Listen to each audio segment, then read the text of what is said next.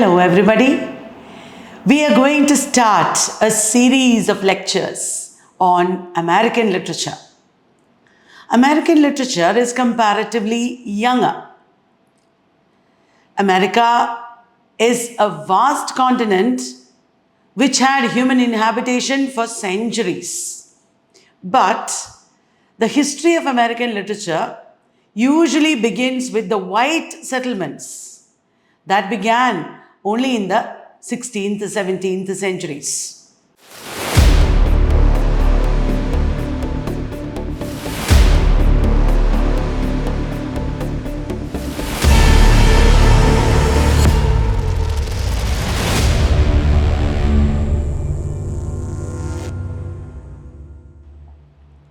When you talk about American literature, however, you have to talk about the original inhabitants. Today, they are called the Native Americans. Before, they were called the Red Indians.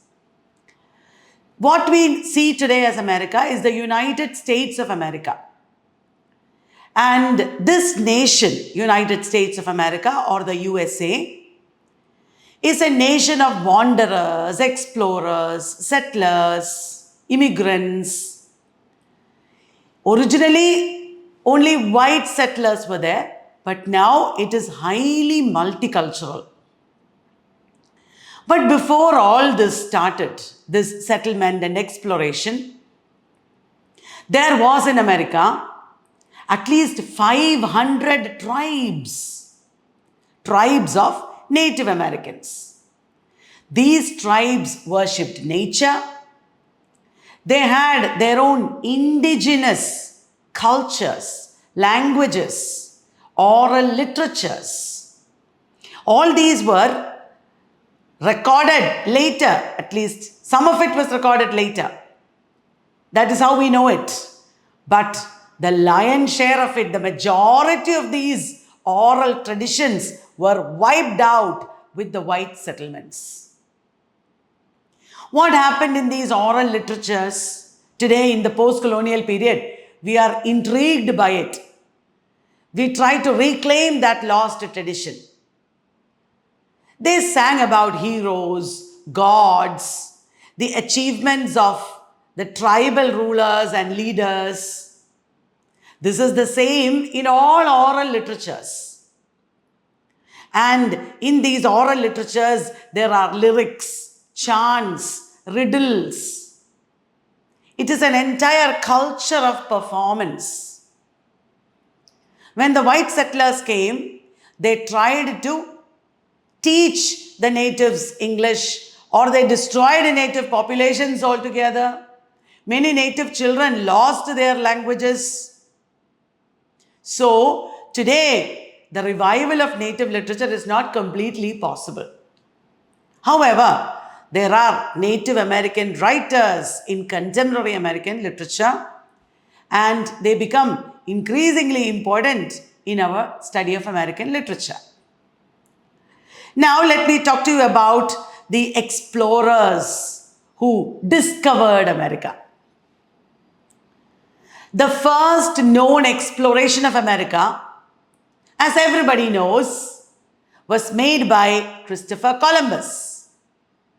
He was an Italian voyager, a navigator. He was employed by the Spanish royalty to go and explore the New World, as they called it. The New World was a biblical reference. This is the promised land promised to the Jews by God. This is the idea. Columbus went there in 3 ships, Santa Maria, Nina, and Pinta. He did not even land in the mainland of America. He landed in the Bahamas Islands. Have you seen the Bahamas Islands map? You should look at the map, okay? Because knowing the geography, knowing the map is very, very important in understanding literature. Columbus landed in the Bahamas, and this is in the West Indies region, a group of islands below the American continent. And he thought that he had discovered India. That is why he called the natives Red Indians. And after this, more explorers and settlers came. All of them, including Columbus, have written some documents, letters, reports, etc., which are also today part of literature. In NTNet, they will ask you such questions also. So, what are the works of Columbus? You should know that also. Eventually, more and more Spanish settlers came. They established some colonies. The first colonies of America were the Spanish colonies. After that, English settlers came. The first English colony in America was Virginia or Jamestown. The English conquered Amsterdam. That was the place. Not the European Amsterdam. This is Amsterdam in America. And they renamed it New York. New York in the northeast of America is today a very important city, as you know. And in the eastern part of the American continent, can you see that in your mind? The eastern part of American continent, there were established 13 colonies. These 13 colonies eventually fought for freedom from the British government. And thus, the United States of America came into being. So, who lived in these 13 colonies? Some of these early settlers were pirates or poor people who could not survive in Europe. There were also people who escaped from Europe to save themselves from religious persecution. Soon, there were also African Americans who were brought here as slaves against their will. Many of these 13 colonies have names that are very familiar to us, such as Pennsylvania. I'm sure all of you have heard of Pennsylvania. New Jersey. Today, that is a very important place in America. Georgia. When the presidential elections happen, especially Trump's election, the voting in Georgia was an important issue, remember? And also Virginia, that was the first colony. New York, North Carolina, etc. These are some of the 13 colonies. At this time, these people started to write, the early settlers. There was literature of exploration, diaries, letters, journals. Even the African American slaves, some of them learned to read and write. They converted to Christianity and they began writing. Slave narratives are a very important part of American literature. During this time, James I was ruling England. James I persecuted some Puritans and they escaped to the New World in a ship called Mayflower. And these people who escaped from Jacobean England came to be called Pilgrim Fathers. They settled down in the northeastern region called New England. And they established Puritanism. So early American culture was puritanical. What is Puritanism? Puritanism is a kind of English Protestant movement. They are a kind of Anglicans. They are very militantly against Catholicism. They are very rigid and strict in their religious observances. So puritanical culture predominated in early American literature because of the Pilgrim Fathers. Some of the earliest puritanical writers are very important and famous. For example, Anne Bradstreet. Anne Bradstreet was one of the first women to get her books published in America. She has written a very major book called The 10th Muse, lately sprung up in America. That is a very important book of poetry. There are also some others like Michael Wigglesworth, Edward Taylor, Captain John Smith, Cotton Mather, etc. These are early puritanical writers.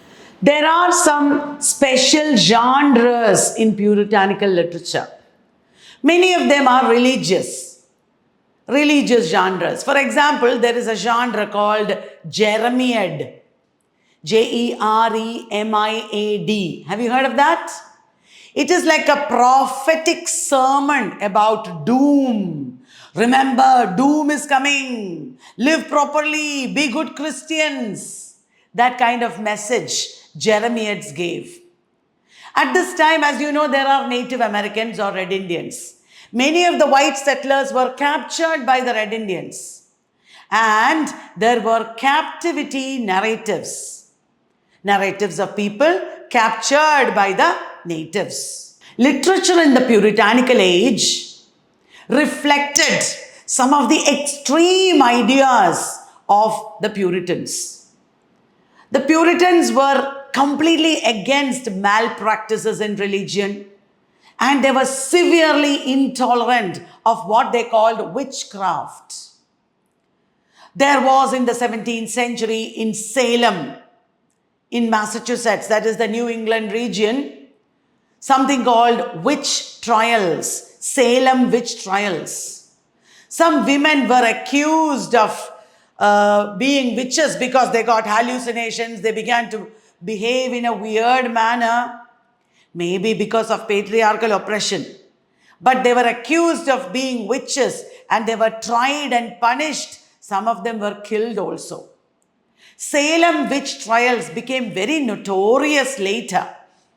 In the very famous novel, The Scarlet Letter by Nathaniel Hawthorne, for example, Salem witch trials is there in the backdrop. Hester Prynne, the protagonist, has got an illegitimate child and she is treated like a witch. Later in the 20th century, Arthur Miller also wrote a famous play, The Crucible, set against the Salem witch trials. So we have talked about the beginnings of American literature. After this, in the 18th century, there is the Revolutionary Age. Till now, about the Puritanical Age, I was telling you on the basis of our Encyclopedia of the Literatures of America, Chapter 1. This is a 2-volume book. Encyclopedia of the Literatures of America, Volume 1 and Volume 2 are there. Each video will be based on one chapter of this book. We have now finished the Puritanical Age, first chapter. And the next video will be on the second chapter, that is the Revolutionary Age. Remember to watch that video. I will also ask you some questions separately. Please answer them as well. Until then, bye-bye.